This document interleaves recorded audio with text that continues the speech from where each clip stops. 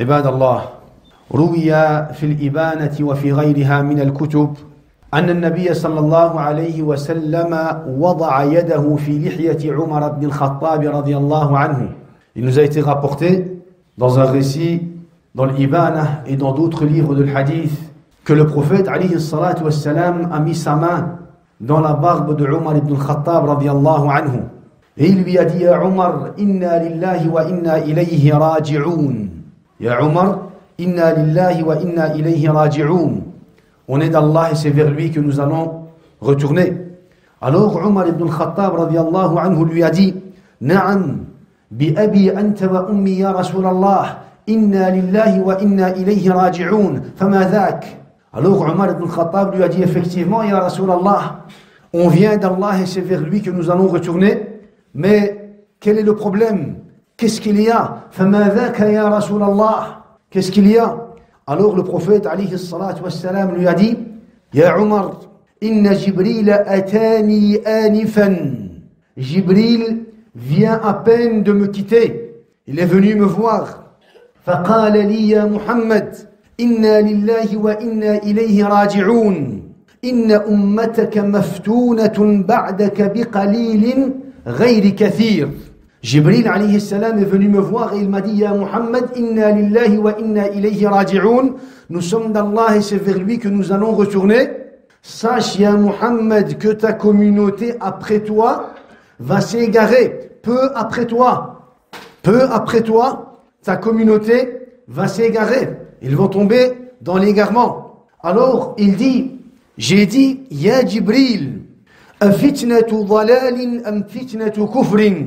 Quand tu dis que ma communauté va s'égarer, est-ce que tu parles de la fitna qui va les égarer, fitnatu dhalal, ou alors fitnatu kufrin, une tentation, une fitna qui va les mener à la mécréance? Est-ce que c'est une fitna qui va faire qu'ils vont se trouver dans un égarement, mais qu'ils ne vont peut-être pas forcément être considérés comme kuffar, une fitna? Ou alors, est-ce que c'est une fitna de mécréance? Alors Jibril alayhi salam lui a dit: Kullun sayakun. Il va y avoir les deux. Fitnatu dalalin wa fitnatu kufrin, ya Muhammad. Il va y avoir des tentations d'égarement et des tentations de mécréance, les deux.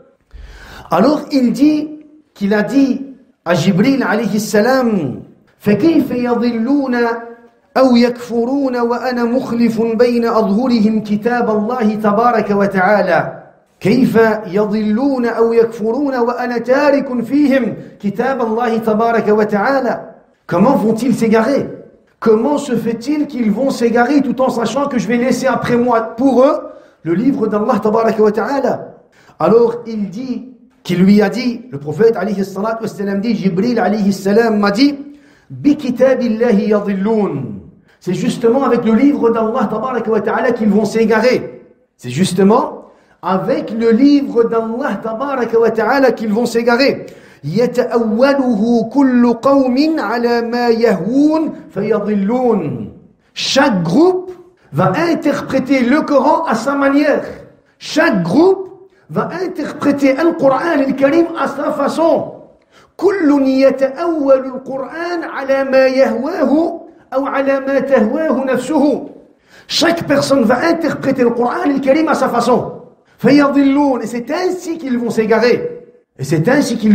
Regardez, la cause de leur égarement et erroi n'est pas parce qu'ils vont quitter ou parce qu'ils vont délaisser le livre d'Allah tabaraka wa ta'ala, non. Bien sûr qu'il y en a qui vont tomber dans le dalal al-mubin parce qu'ils vont délaisser le livre d'Allah. Walakin ici le prophète alayhi salatu wassalam, il nous parle de ceux qui vont tomber dans fitnatil dalal ou alors dans fitnatil kufr en utilisant le livre d'Allah tabaraka wa ta'ala. Bi kitabillahi yadillun. C'est avec le livre d'Allah qu'ils vont s'égarer. Comme les Khawarij, al-Bughat et al-Arjas. Qu'est-ce qu'ils vont faire? Qu'est-ce qu'ils ont fait? Ta'awwalu al-Qur'an ala ghayri ta'wilih. Ils ont interprété le Coran à leur manière. Ils ont interprété le Coran loin de la compréhension de Sahaba radhiyallahu alayhim. Comme les Murji'ah. Qu'est-ce qu'ils ont fait? Ta'awwalu al-Qur'an ala ghayri ta'wilih. ils ont interprété le Coran à leur façon, à leur manière, selon leurs croyances et leur méthodologie. Comme al-mushrikoun az-zanadiqa. Qu'est-ce qu'ils ont fait? Ils ont interprété le Coran à leur façon et à leur manière. فَكُلٌّ يَتَأَوَّلُ الْقُرْآنَ عَلَى غَيْرِ تَأْوِيلِهِ. Chaque personne ou chaque groupe va interpréter le Coran à sa manière. فَمَا الْحَلْ. Qu'est-ce qu'on doit faire dans ce cas-là? Face à ces tentations d'égarement et à ces tentations de mécréance, qu'est-ce qu'on doit faire? الحل أنت أنك ترجع إلى العلم الصحيح وإلى الفهم الصحيح. Dans ce cas-là, la seule solution que tu as devant toi, c'est de revenir à la vraie science et à la vraie compréhension. C'est quoi la vraie science? العلم الصحيح قال الله وقال رسول الله الكتاب والسنة. الفهم الصحيح, la bonne compréhension, فهم الصحابة فهم السلف الكرام. Face à ces tentations d'égarement et de mécréance, ta seule solution est de revenir à la bonne science et à la bonne compréhension. Al-ilm al-sahih wa al-fahm al-sahih. La bonne science, c'est le kitab wa sunnah. La bonne compréhension, c'est la compréhension de Sahaba radwanullahi alayhim. فمن ضيع أصلا من هذين الأصلين ضل عن الصراط المستقيم. Celui qui va donc négliger un de ces deux points, un de ces deux piliers, un de ces deux principes, il va très certainement s'égarer du droit chemin. S'il se tient à la compréhension de Sahaba radwanullahi alayhim, mais qu'il néglige le kitab ou le sunnah, il va très certainement s'égarer.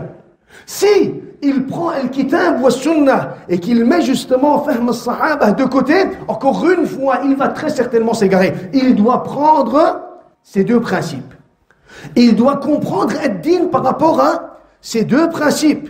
Et c'est pour cela que l'imam Ahmed ibn Hanbal dit, lorsqu'il parle de ceux qui s'égarent du droit chemin, il dit أكثر من يخطئ الناس من جهة التأويل والقياس. La plupart des gens tombent dans l'égarement aujourd'hui. Il parle de son époque et de notre époque.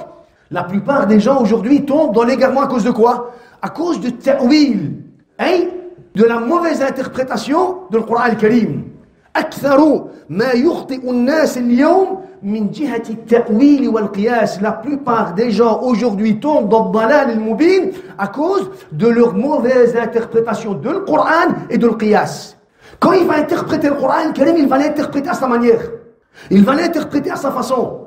Ou alors qu'est-ce qu'il va faire? Il va faire le qiyas. يقيس هذا على هذا، يقيس أمرا على أمر، أو يقيس قضية على قضية، أو يقيس حكما على حكم. Qu'est-ce qu'il va faire? Il va faire le qiyas, une comparaison. Il va faire une comparaison. Il dit, la plupart des gens aujourd'hui tombent dans le dalal al-mubin à cause de quoi? De ta'wil wa al-qiyas. De ta'wil wa al-qiyas. Et c'est pour cela que les Khawarij sont tombés dans al-dalal al-mubin. Pourquoi? Parce qu'ils ont fait al-ta'wil. Parce qu'ils ont interprété les versets d'Allah tabaraka wa ta'ala à leur manière. Pourquoi? Parce qu'ils ont fait al-qiyas. Et parce qu'ils ont mis la compréhension de Sahaba radwanullahi alayhim de côté. Ils ont mis la compréhension de Sahaba radwanullahi alayhim de côté. Et ils se sont suffis de quoi? De leur compréhension. De leur compréhension, ya ikhwa. Alors qu'est-ce qu'ils ont fait? Atlaqu ma fassalahu as-sahaba. Ils ont généralisé ce que les compagnons ont détaillé. Ils ont détaillé là où les compagnons ont généralisé. Ils se sont trompés dans quoi? Ils se sont trompés dans la compréhension de la religion, parce qu'ils se sont suffis de quoi? De leur propre compréhension, de leur propre méthodologie. Par exemple, on sait très bien que le régarement était sur le sujet de quoi? Sur le sujet de l'hukm, ya ikhwa. Pourquoi? Parce qu'ils se sont suffis de leur compréhension. Et ils ont mis la compréhension de Sahaba radwanullahi alayhim de côté. Et on sait très bien que les compagnons, as-Sahaba, wa-tabi'in, wa-atba' at-tabi'in, wa-salaf al-kiram, lorsqu'ils ont abordé ce sujet, ils l'ont abordé d'une façon bien précise. Ils l'ont abordé d'une façon bien précise. Walakin les Khawarij, eux, qu'est-ce qu'ils ont fait? Ils ont résumé ce sujet, le sujet de l'hukm et de tahakm, ils l'ont résumé à quoi? À une phrase. La hakama illa Allah. Ils ont résumé ce sujet à une seule phrase. Voilà qu'on sait bien que quoi? On sait bien que les Sahaba, radouanullahi alayhim, ils ont quoi? Ils ont détaillé sur ce sujet. Ils ont détaillé sur ce sujet. Pourquoi est-ce qu'ils ont détaillé? Pourquoi est-ce qu'aujourd'hui on a des explications à propos de ce sujet? Parce que c'est une fitna qui a existé à l'époque de Sahaba radouanullahi alayhim. Si ça aurait été une fitna qui a existé après les 3 premiers siècles, bien sûr qu'on va se suffire de ce qu'il y a dans le Coran et dans la Sunna. Walakin c'est une fitna qui a existé, ya ikhwa. Fitna en ce qui concerne le sujet de l'hukm wa tahakum, ya ikhwa, c'est une fitna qui a existé à l'époque de Sahaba radouanullahi alayhim. Et c'est pour cela qu'on a des paroles et des explications. Les Sahaba, wa tabi'in, wa atba' tabi'in, wa salaf wal kiram, et les savants d'Ahl Sunnah wal Jama'a, qu'est-ce qu'ils ont fait? Ils ont détaillé sur le sujet. Et ceci, Allah subhanahu wa ta'ala a destiné cela, pourquoi? Pour préserver sa religion, pour qu'on sache, nous, par après, comment on doit comprendre le sujet, de façon bien détaillée. Allah subhanahu wa ta'ala a fait en sorte que cette secte, le Khawarij, al-Arjas, sont apparus à l'époque de Sahaba pour que les compagnons mettent à table quoi? Leur science par rapport à ce sujet, leur compréhension par rapport à ce sujet. Regardez, subhanallah, lorsqu'ils ont résumé ce sujet à une phrase, la hakama illallah, Ali ibn Abi Talib radiyallahu anhu, qu'est-ce qu'il leur a dit? Kalimatu haqqin urida biha batil. Kalimatu haqqin urida biha batil. C'est une vraie parole, walakin, avec laquelle vous voulez al-batil.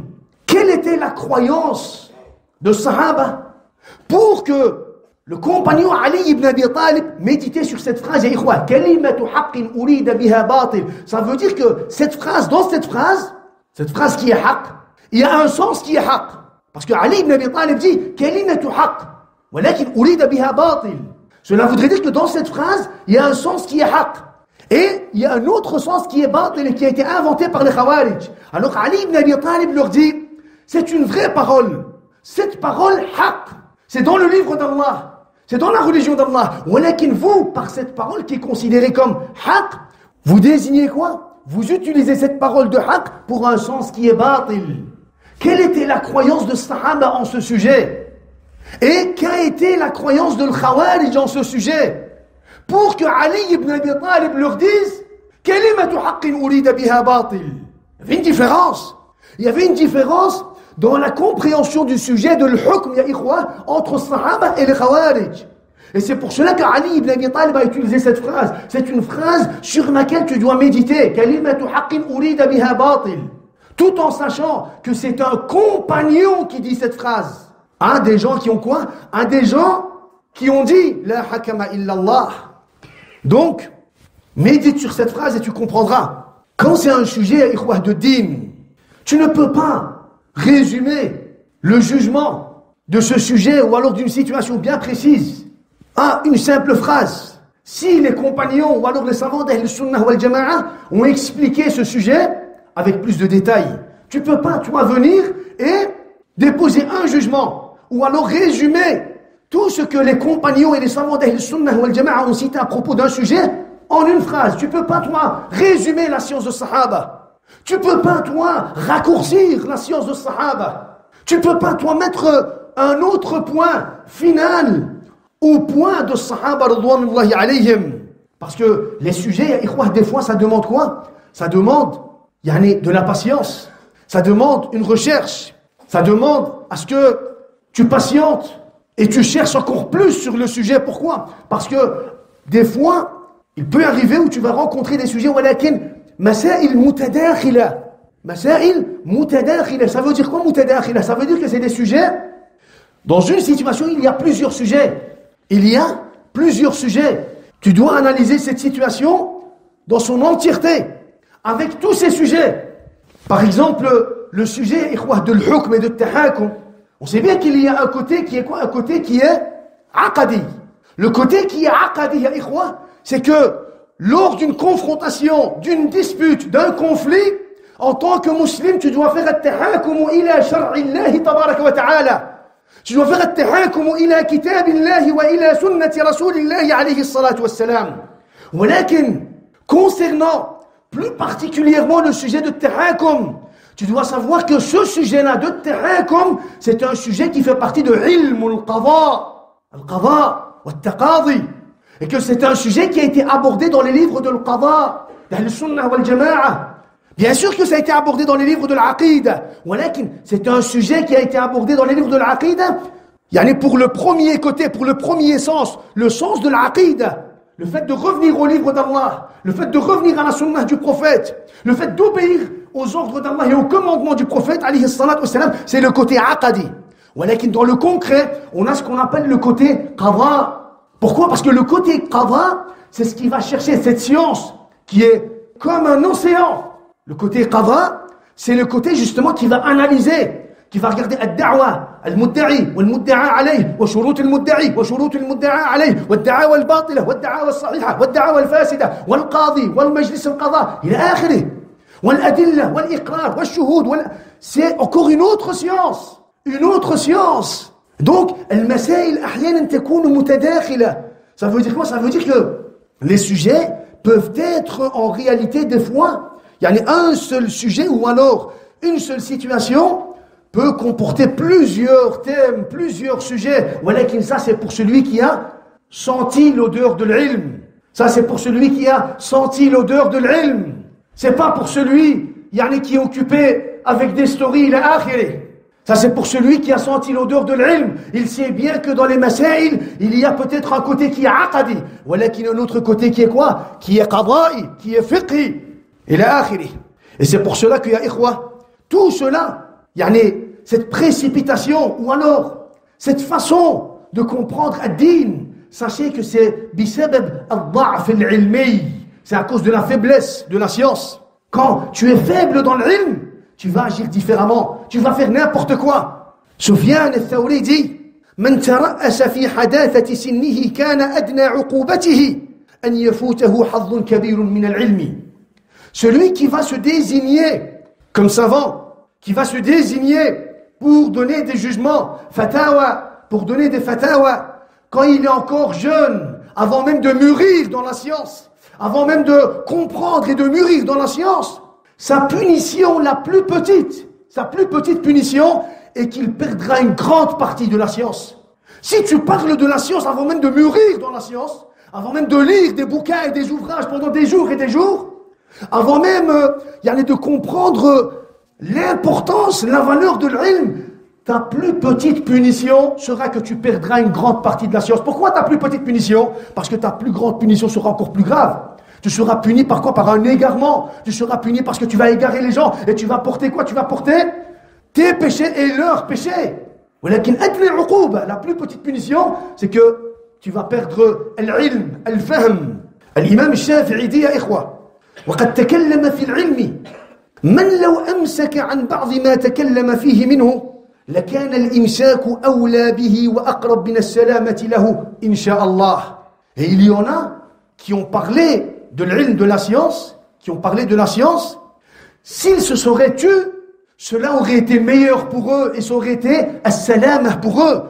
Il y en a, quand ils vont parler de l'ilm, tellement qu'ils vont se précipiter, qu'ils ne vont pas pouvoir faire la part des choses, que pour eux, à la base, c'est mieux pour eux qu'ils se taisent. Pourquoi? Parce qu'ils sont en train de tout mélanger. Parce qu'ils sont en train d'utiliser la méthodologie de l'Khawarij pour exposer une croyance d'Ahl-Sunnah wal-Jama'a. Ou alors il est en train d'utiliser la méthodologie de l'Jahmiyya en croyant que c'est la méthodologie d'Ahl-Sunnah wal-Jama'a. Mais tais-toi. Si tu ne sais pas, si tu n'es pas mushabba', comme on le dit, de l'ilm, tu t'es pas rassasié de l'ilm, de lire, et d'avoir en toi-même les comportements, les principes de l'ilm, as-salam pour toi, c'est de te taire et de ne pas parler. Qu'a dit les savants? Lorsque tu es face à un sujet et que tu ne sais pas, et que tu n'as pas cherché, que tu n'as pas compris ou que tu n'as pas pris le temps de chercher, il est meilleur pour toi de te taire. Regardez, subhanallah, le prophète alayhi salatu wassalam dit Sayati ala an-nasi sanawatun khadda'at. Il va venir aux gens des années khadda'at, c'est-à-dire des années d'arnaque. Ils vont se faire arnaquer. Sanawatun khadda'at. Yusaddaqu fiha al-kadhib. Al-kadhab, les gens vont croire au menteur. Wa yukadhabu fiha as-sadiq. As-sadiq, celui qui va dire la vérité, il va être accusé de mensonge. Wa yu'tamanu fiha al-kha'in. Al-kha'in, al-la'im, le traître, les gens vont le prendre en considération. Wa yukhawwanu fiha al-amin. Al-Amin, le digne de confiance, lui, il va être insulté de quoi? De kha'in. Regardez, la particularité de cette époque ou de ces époques ou de ces années, c'est quoi? وَيَنْتِقُ الرُّوَيْبِضَةِ وَيَنْتِقُ الرُّوَيْبِضَةِ. Et les Ruwaybidah vont parler.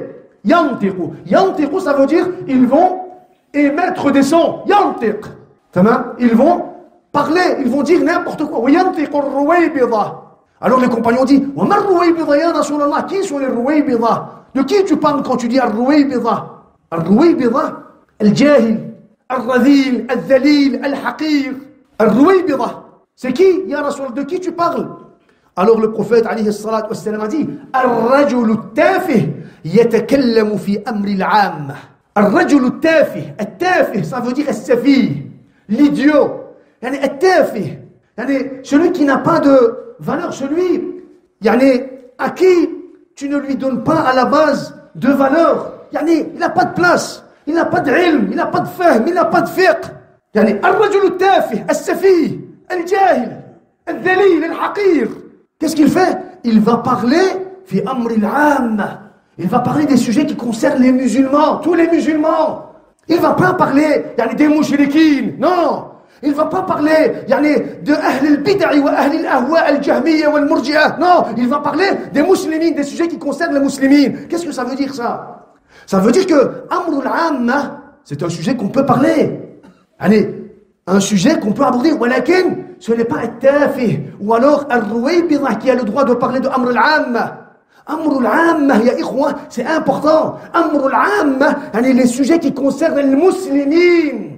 Les sujets qui les concernent, c'est pas le tafi qui parle de ces sujets-là. C'est l'ilm qui va parler, c'est le talib ilm qui va parler et qui va se concerter et qui va discuter sur ce sujet. Voyez-vous comment, subhanallah, le manque de science va faire que les gens vont tomber dans quoi? Dans al-dalal, ya ikhwa. C'est pour cela que at-tarawi min al-ilm, at-tarawi, ça veut dire le fait de se remplir. Quand tu bois de l'eau dans la sunnah, quand tu fais l'umrah, tu fais at-tarawi min ma'i zamzam, tu te remplis de ma'i zamzam. At-tarawi, ça veut dire se remplir. Tu veux parler de din, tu dois te remplir de ilm. Tu dois te remplir de ilm. Regardez, juste pour qu'on puisse avoir un exemple. Omar ibn Abd al-Wahid, un des amis de l'imam al-Awza'i, il dit عرضنا على الإمام مالك الموطأ في 40 يوما. Il dit, on a lu à l'imam Malik al-Muwatta, son livre, le livre de l'imam Malik, en 40 jours. L'imam Malik. Alors l'imam Malik lui a dit, il leur a dit, كتاب ألفته في 40 سنة.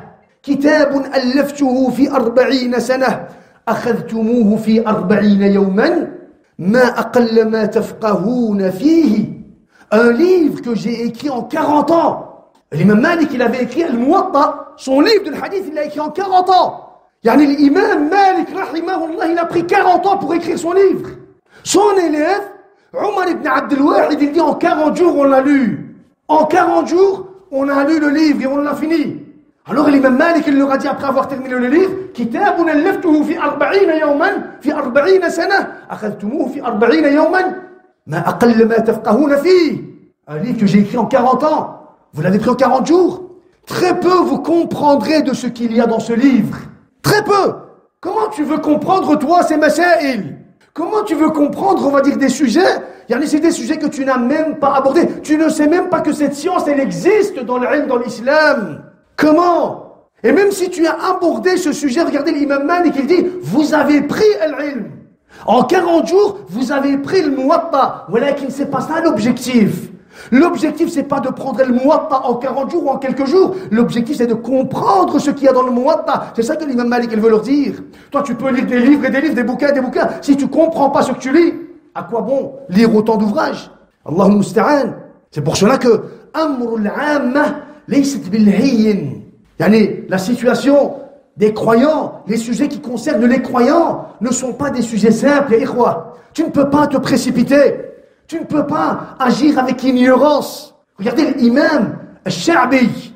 L'imam al-Sha'bi, il dit, عندما يسأل أو عندما سئل عن معضلة, lorsqu'on lui posait une question, مسألة شديدة أو مسألة صعبة شوية. Lorsqu'on lui posait une question, un peu difficile, un peu compliqué. Il disait لو ألقيت على أصحاب محمد لأعضلتهم. Si cette question avait été posée aux compagnons du prophète, ils se seraient sentis épuisés. Les compagnons du prophète épuisés, il dit si cette question avait été posée aux compagnons du prophète, les compagnons du prophète se seraient tus. C'est eux qui ont l'ilm. L'ilm, le fahm. C'est ilm al-sahaba, c'est fahm al-sahaba. Voilà pour faire comprendre que des fois il y a des sujets, c'est compliqué. Ça demande quoi? Ça c'est l'imam al-Sha'bi qui parle, ya ikhwa. C'est l'imam al-Sha'bi qui parle. Imam min a'immat al-muslimin, c'est quelqu'un qui a vécu sa vie avec l'ilm. On ne parle pas ici de celui qui a lu 2-3 ouvrages. On ne parle pas ici de celui qui n'a jamais senti l'odeur de l'ilm.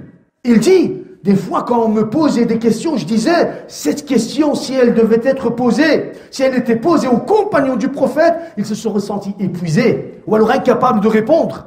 Incapables de répondre. Cette phrase n'est pas pour les rabaisser, Ikhwa. Au contraire, c'est pour dire que les compagnons entre eux, tellement ils ont l'ilm, qu'ils allaient agir avec quoi? Avec délicatesse. Ils vont prendre quoi? Ils vont prendre tout le sujet en main. Ils ont l'ilm, mais ils vont prendre le sujet avec délicatesse. Pourquoi? Pour donner un bon jugement. Ils ne vont pas se précipiter. Regardez, l'imam Ahmed ibn Hanbal, il dit ربما مكثت في المسألة سنين قبل أن أعتقد فيها شيئا. ربما مكثت في المسألة سنين قبل أن أعتقد فيها شيئا. Il m'est arrivé, il dit, il m'arrivait d'attendre des années avant de croire, avant d'avoir une croyance sur un sujet bien précis. L'imam Ahmed, comment se fait-il? L'imam Ahmed, il va attendre autant d'années avant d'avoir une croyance sur un sujet bien précis. Non, tu dois avoir une croyance. On ne parle pas des bases de l'islam, on parle de l'waqi', on parle de tout ce qui va avec l'ilm, de tout ce qui va avec ces sujets-là. Il dit, il m'arrivait d'attendre pendant des années, avant de quoi? De jzim, d'avoir en moi-même une croyance, d'avoir en moi-même une croyance. Al-Muhim, on peut citer encore autant d'exemples. أقول قولي هذا وأستغفر الله لي ولكم ولجميع المسلمين فاستغفروه إنه هو الغفور الرحيم. الحمد لله رب العالمين والعاقبة للمتقين ولا عدوان إلا على الظالمين وأشهد أن لا إله إلا الله وحده لا شريك له وأشهد أن محمدا عبده ورسوله الأمين صلى الله عليه وعلى آله وصحبه أجمعين. Ibn Sirin dit à Ikhwa, encore une fois pour comprendre l'importance de l'ilm, il dit لأن يموت الرجل جاهلا خير له من أن يقول ما لا يعلم. Mourir pour l'homme ignorant, sans qu'il ne se mêle de la religion des sujets de science, il est préférable pour lui qu'il meure ignorant de ce sujet, qu'il ne parle pas sur ce sujet, qu'il ne se précipite pas sur ce sujet. Il est préférable pour lui qu'il meure dans cette situation que de parler de la religion d'Allah Azza wa Jal avec al-jahl. Avec al-jahl. Encore une fois, cela, ya ikhwa, pour celui qui connaît l'ilm. Amma al-jahil al-basit wa al-jahil al-murakkab, hors sujet, ikhwa. Hors sujet. Bien sûr, ya ikhwa, il fait partie des causes de l'égarement, le fait de regarder et d'écouter Ahl al-Dalal. Ahl al-Dalal, ya ikhwa. Ça, c'est très important. Pourquoi? Vous regardez quelqu'un qui est en train de parler, par exemple, d'un sujet bien précis, de l'hukm ila akhirih, par exemple, et il est là, et il est en train d'aborder le sujet avec al-hamas, avec hamasa, c'est-à-dire avec sentiment. Il est là, il est en train de quoi? Il est en train de citer des versets et des hadiths concernant ce sujet. Ça, ya ikhwa, ça, c'est la cause de l'égarement, ya ikhwa. Ces zanadiqa qui parlent, qui abordent les sujets, walakin sous forme de la compréhension al-qutbiyya, ya ikhwa. Al-Khawarij, c'est normal que ceux qui vont regarder ce genre de vidéo-là, ils vont tomber dans le dalal. Ils vont tomber dans le dalal. Ibrahim ibn Adham dit, ya ikhwa, كثرة النظر إلى الباطل تذهب بمعرفة الحق من القلب. Le fait de regarder souvent ce genre de vidéo, d'écouter ce genre de discours, les sujets sont abordés ولكن على طريقة الخوارج ou alors على طريقة القطبية. Le fait de regarder ce genre de vidéo ou de s'attarder sur ce genre de personnes, تذهب بمعرفة الحق من القلب.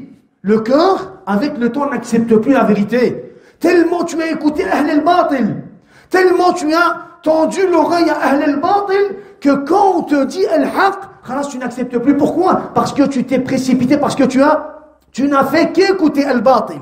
Tu n'as fait qu'écouter al-Batil. Et ça, ya ikhwa, c'est une des causes de Dalal al-Mubin. Ça, c'est une des causes, ya ikhwa. C'est pour cela que l'ilm Al-ilm, ya ikhwa, ce n'est pas en lisant des livres ou alors en ayant beaucoup de personnes autour de soi-même. Ça, c'est pas l'ilm, ya ikhwa. Al-ilm, huwa al-wuquf 'inda hududillahi, 'inda khashiyatillahi. Al-ilm, c'est le fait de s'arrêter avec hadd Allah tabaraka wa ta'ala, à la limite d'Allah subhanahu wa ta'ala, avec la crainte d'Allah subhanahu wa ta'ala. Al-ilm, alla tuhditha ra'yan, wala falsafatan, wala qiyasan fasidan. Al-ilm, c'est pas tes envies ou tes avis, ou alors il y a le kalam, ou alors le falsafa, ou alors le qiyas. Ça, c'est pas l'ilm, ça. L'ilm, ce n'est pas le fait de citer les récits, un à la suite de l'autre, ou alors de citer les dates de décès des transmetteurs, il est akhiré. Ça, c'est pas l'ilm, ça. Ça, c'est pas l'ilm. L'ilm, c'est de suivre fahm al-sahaba. C'est de suivre fahm al-sahaba. Tu peux t'appeler comme tu veux, ça, c'est pas l'ilm. L'ilm, c'est l'amal. L'ilm, ya ikhwa, c'est le fait de prendre en considération la parole d'Allah, la parole du prophète et la compréhension de Sahaba radwanullahi alayhim. Et on peut citer autant d'exemples. Al-Fudayl ibn Iyad dit Innama al-faqih alladhi antaqathu al-khashya. Le faqih, le savant, c'est celui dont la crainte va le faire parler. Wa askatathu al-khashya. C'est celui dont la crainte va le faire taire. Quand il parle avec crainte. Quand il se tait avec crainte. Wa in qala bil kitab wa sunnah. Quand il va parler de le kitab wa sunnah. Wa in sakata bil kitab wa sunnah. Quand il va se taire par rapport au kitab wa sunnah. Wa in ishtabaha alayhi shay'un waqafa 'indahu wa raddahu ila 'alimihi. Et s'il est devant une situation compliquée pour lui, il parle de l'alim. Regardez, il parle du savant. Il dit l'alim, s'il est devant une situation compliquée, qu'est-ce qu'il va faire? Il va reporter cette situation compliquée pour lui à un autre savant. Ça, c'est pas l'ilm, ça. Ça, c'est pas une honte ou c'est pas, il y a une faiblesse dans l'ilm, ça, non. Le savant, c'est comme ça qu'il agit, ya ikhwa. Ou le talib ilm, c'est comme ça qu'il agit. Le musulman, c'est comme ça qu'il agit. Quand il est face à une situation compliquée, qu'est-ce qu'il fait? Il envoie cette situation à quelqu'un avec lequel il va se concerter. Il va se concerter. Allah musta'an. Ali ibn Abi Talib radiyallahu anhu, ya ikhwa, lorsqu'il était face à des personnes qui ne comprenaient rien de l'ilm, qui ne savaient rien de l'ilm, il disait Sammahu an-nasu 'aliman wa lam yufni fi al-'ilmi yawman wahidan. Sammahu an-nasu 'aliman wa lam yufni fi al-'ilmi yawman wahidan. Ali ibn Abi Talib disait, ils l'ont pris pour savant, ou alors ils l'ont nommé savant, tout en sachant qu'il n'a pas passé un jour correct dans quoi? Dans l'ilm. Il parle, les gens tendent l'oreille, ils l'écoutent, comme si ces paroles étaient, des paroles dans lesquelles il ne peut pas y avoir d'erreur, il est akhiré. Il l'écoute, il le nomme savant, tout en sachant qu'il n'a jamais donné, qu'il n'a pas passé un jour de sa vie dans l'ilm, un jour correct dans sa vie avec l'ilm. Avec l'ilm. Al-Muhim, Al-Hassan al-Basri dit, ya ikhwa, pour clôturer, en parlant de ceux qui sont comme les Khawarij, qui comprennent la religion à leur manière et qui interprètent la religion à leur manière, il dit, regardez, subhanallah, il dit, dakhalna faghtamamna, il dit, on les a vus, faghtamamna, ça veut dire on a été agacé, on s'est fatigué. Regardez ce qu'il dit, c'est l'imam al-Hassan al-Basri qui parle. Il dit, dakhalna faghtamamna, on a été agacé de tristesse lorsqu'on les a vus. Wa kharajna falam najid illa ghamma. Lorsqu'on s'est éloigné d'eux, notre tristesse, on s'est mis de côté à l'écart et notre tristesse n'a fait qu'augmenter. Alors il dit, Allahumma ilayka nashku hadha al-ghutha alladhi kunna nuhaddithu anhu. Il dit, Allahumma, on se plaint de cet égarement justement duquel on parlait aux gens. On parlait de cet égarement. À toi seul ou vers toi seul, on revient pour se plaindre de cet égarement ou de cette situation. Regardez ce qu'il dit. In ajabnahum lam yafqahu. Al-Hassan al-Basri dit, si on devait leur répondre, ils ne vont pas comprendre. Wa in sakatna anhum wa kallahum ila 'ayyin shadid. Et si on devait se taire, on va les laisser eux dans leur ignorance. Pour dire que, pourquoi Al-Hassan al-Basri il cite cela? Pour dire que devant ce genre de personnes, on n'a pas trouvé de solution. On n'a pas trouvé de solution. On va répondre, ça marche pas. On va expliquer avec l'ilm, ça marche pas. On va se taire, on les laisse dans l'ilm, on les laisse dans le jahl. Quand on va se taire, on va les laisser dans le jahl et ils vont encore plus se noyer. Alors il dit Wallahi lawla ma akhadha Allahu ala al-ulama'i fi ilmihim ma anba'nahum bi shay'in abada. Il dit par Allah, si ce n'était pas pour le pacte qu'Allah a pris des savants concernant leur savoir, nous ne leur aurions jamais transmis quoi que ce soit. Al-Hajj al-Basri il dit si celui qui a l'ilm n'avait pas un pacte avec Allah tabaraka wa ta'ala par rapport au fait de transmettre la science, il dit ces gens-là qui sont dans cette ignorance, dans ce délire, parce que c'est un délire, il dit on ne leur aurait jamais transmis quoi que ce soit, on les aurait laissés. Avec eux, on est agacé. Loin d'eux, on n'est pas agacé, mais il y en a qui sont agacés. Al-Hasan al-Basri il dit avec eux on était agacés, loin d'eux on était agacés. On leur répond, ça marche pas. On leur répond pas, ça marche pas. Il dit seul à toi, Ya Rabbi, on se plaint de cette situation. Il dit si à la base on savait qu'on avait le droit de se taire, on n'aurait rien transmis par rapport à ce sujet. On n'aurait rien dit. Walakin, transmettre l'ilm justement pour sortir le jahil de quoi? Pour sortir le jahil de son ignorance fait partie de quoi? Fait partie des devoirs du musulman ya ikhwa. Al-Muhim, on comprend par tout cela que le musulman doit être attentif par rapport à quoi? Par rapport à tous ces sujets ikhwa qui concernent Amr al-Am. Amr al-Am. C'est très très important ikhwa. Barakallahu fikum wa jazakumullahu khairan.